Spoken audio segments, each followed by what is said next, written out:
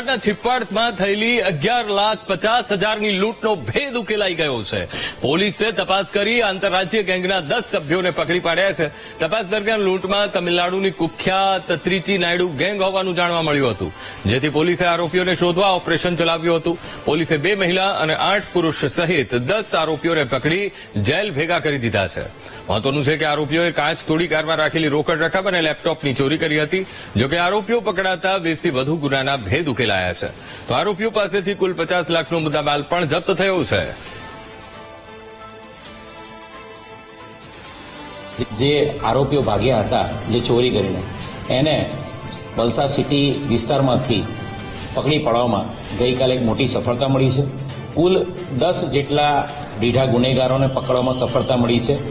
આ આખી જે બનાવ બન્યો છે એ તમિલનાડુની આંતરરાજ્ય જે ગેંગ છે, જે તિરુચિરાપલ્લીની ગેંગ છે, નાયડુ ગેંગ, એ નાયડુ ગેંગ દ્વારા અંજામ આપવામાં આવ્યો છે. અને નાયડુ ગેંગના કુલ 2 મહિલા અને 8 પુરુષ એમ 10 આરોપીઓને પકડી પાડવામાં આવ્યા. તો આજ મુદ્દે સંવાદદાતા માનવ ફોનલાઈન પર જોડાઈ ગયા છે. માનવ, ત્રિચી નાયડુ ગેંગનો ત્રાસ અને આ ત્રાસમાંથી હવે મુક્તિ મળી છે. વલસાડ પોલીસને મહત્વપૂર્ણ સફળતા અને 20 થી વધુ ગુનાનો ભેદ ઉકેલ્યો છે. શું કાર્યવાહી, માનવ?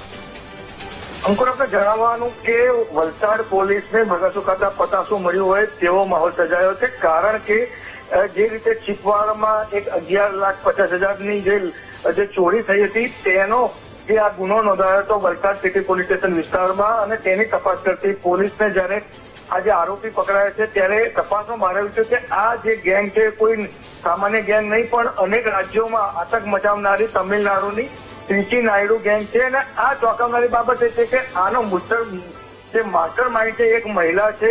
આમ 2 મહિલા સહિત ટોટલ 10 જેટલા આરોપીને જેલ ભેગા કરવામાં આવ્યા છે અને તેમની પાસેથી લાખો રૂપિયાનો મુદ્દામાલ પણ પકડાયેલો છે.